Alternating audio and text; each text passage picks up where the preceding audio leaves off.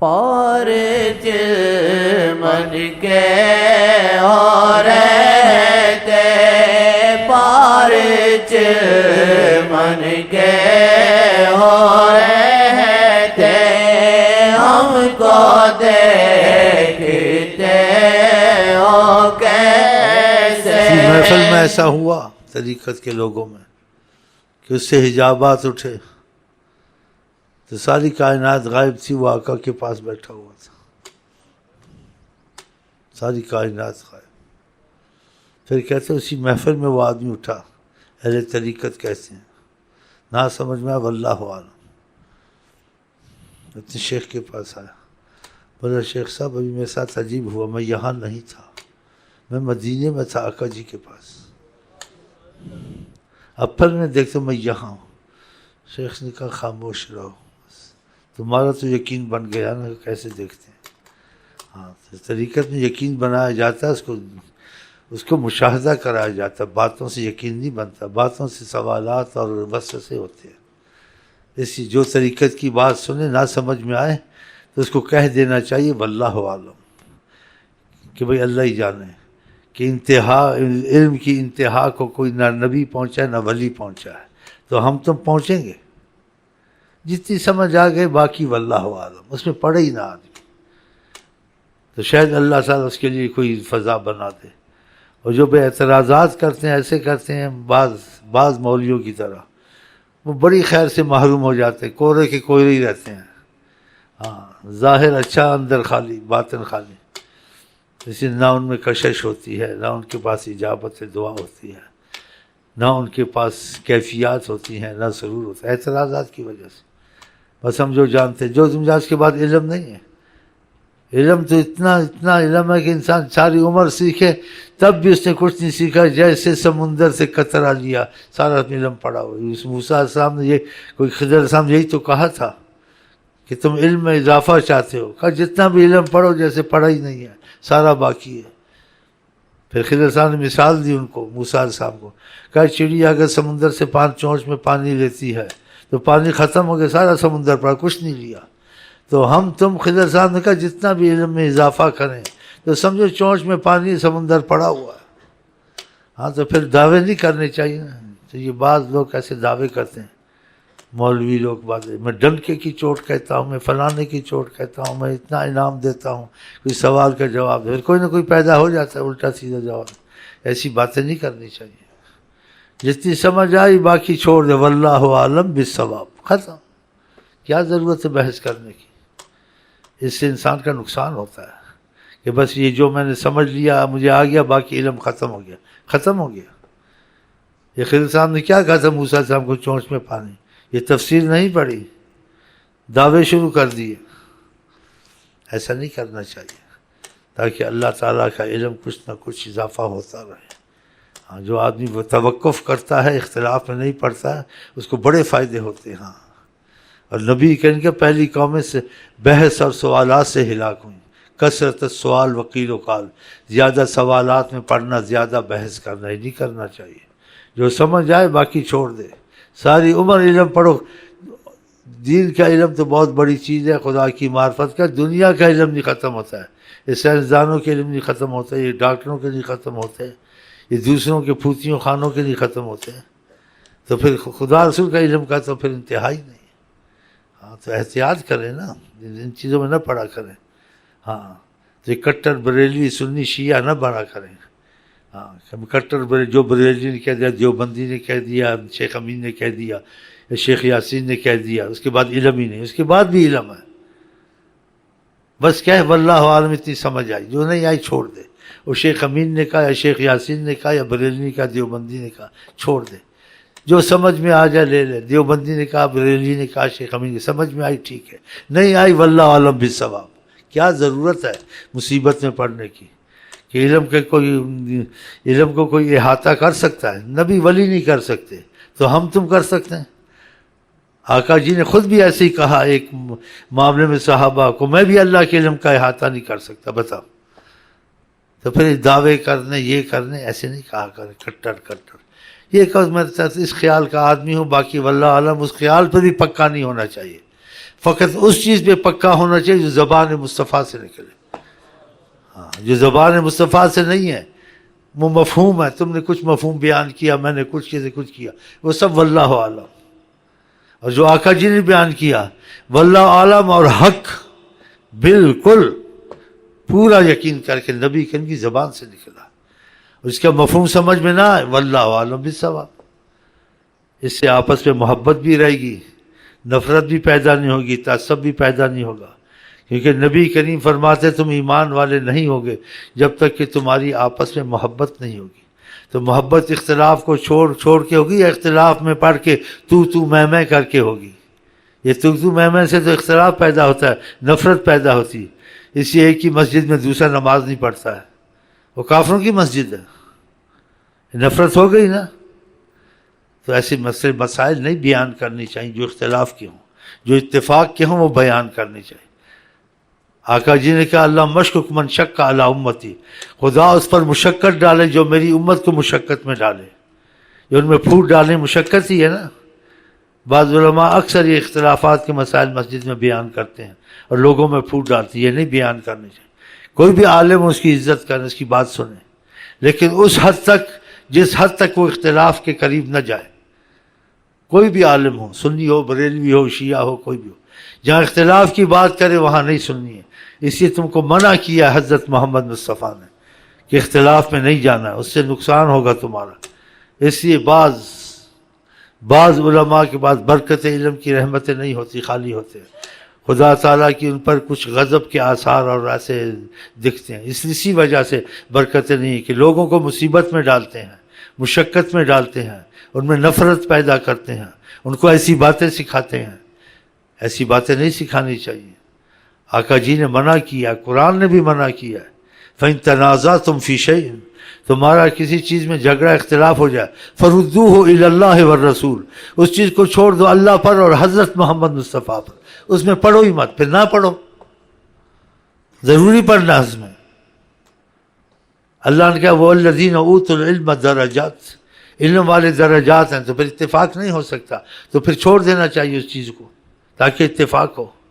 وَفَوْقَ كُلِّ ذِي عِلْمٍ عَلِيمٍ، ہر ایک علم والے کے پاس ایک علم اس کے اونچے درجے کا ہوتا ہے، اس کا اس سے زیادہ معرفت ہوتی ہے، زیادہ صلاحیت ہوتی ہے، زیادہ قابلیت ہوتی ہے، وہ پیچیدہ چیزوں کو جانتے ہیں. تو اس لیے آقا جن کا کلم الناس علی قدر عقولہم، کوئی سوال کرے تو اس کی سوال کے مطابق جواب مت دو، اس کی عقل کا اندازہ لگاؤ، صلاحیت کا اندازہ لگاؤ، پھر اس کی عقل کے حساب سے اس کو بات سمجھاؤ. موٹی عقل کا ہے، صلاحیت ہے یا نہیں ہے.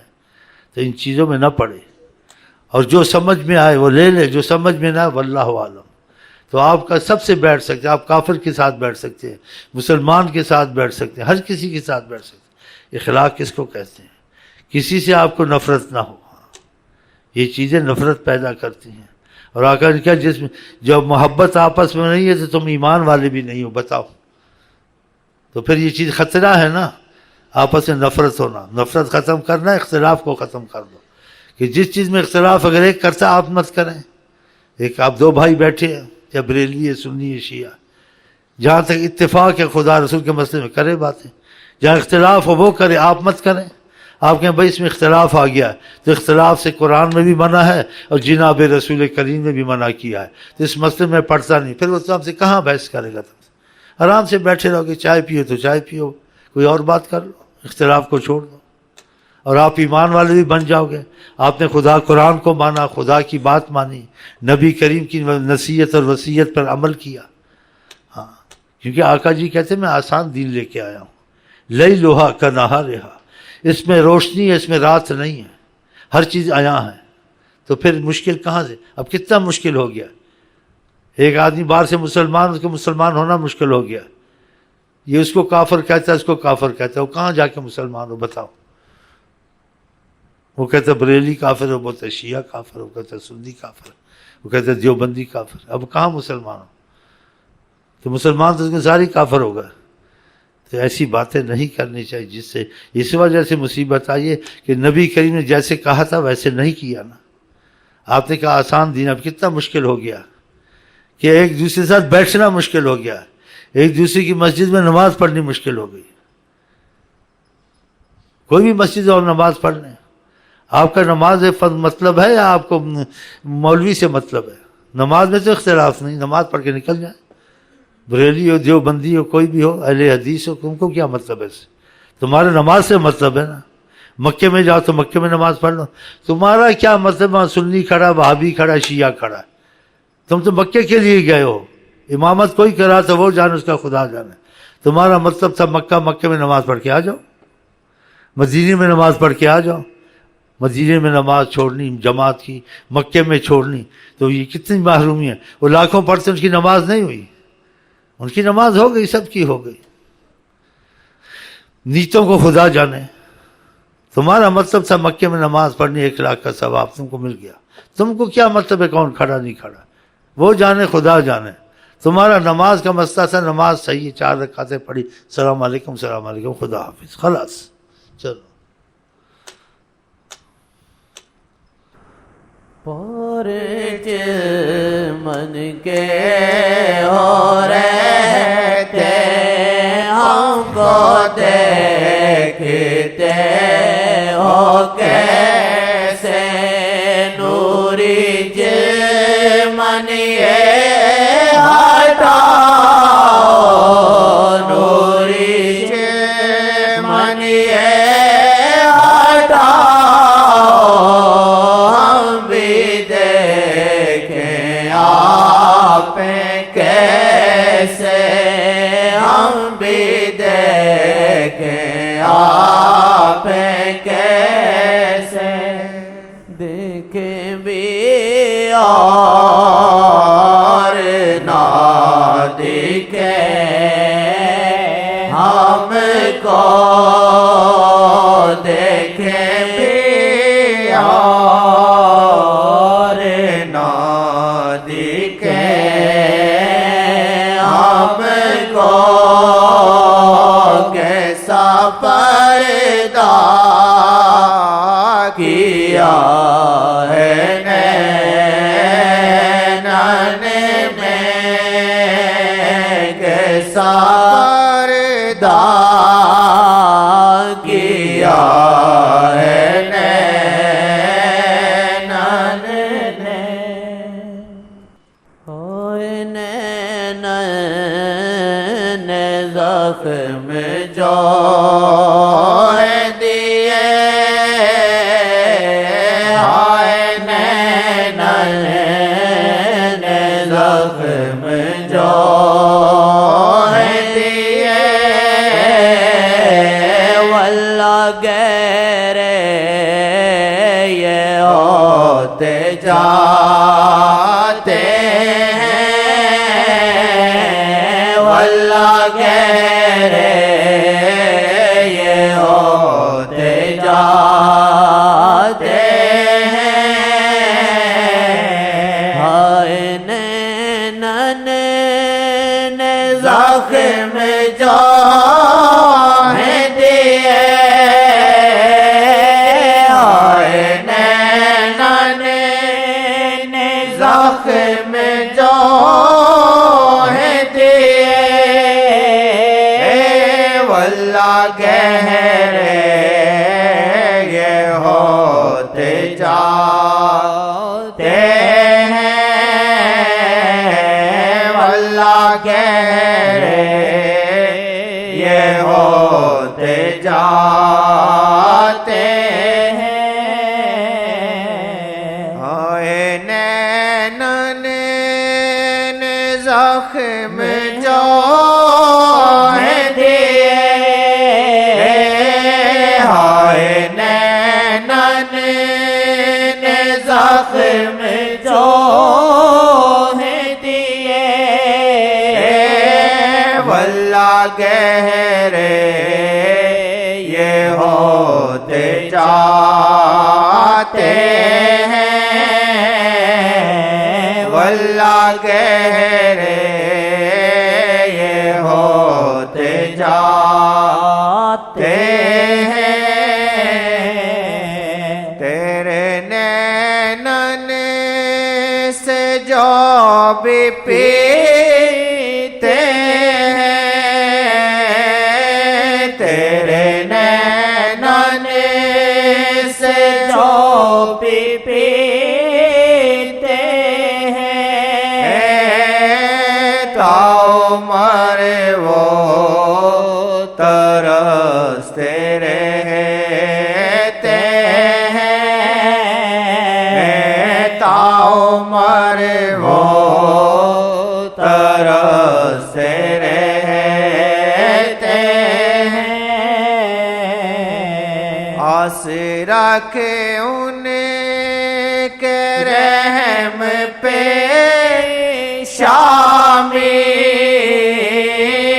آس رکھے ان کے رحم پہ شامی ان کے نینا برستے رہتے ہیں ان کے نینا برستے رہتے ہیں آس رکھے ان کے رحم پہ شامی آس رکھے ان کے رحم پہ شامی ان کے نینا برستے رہتے ہیں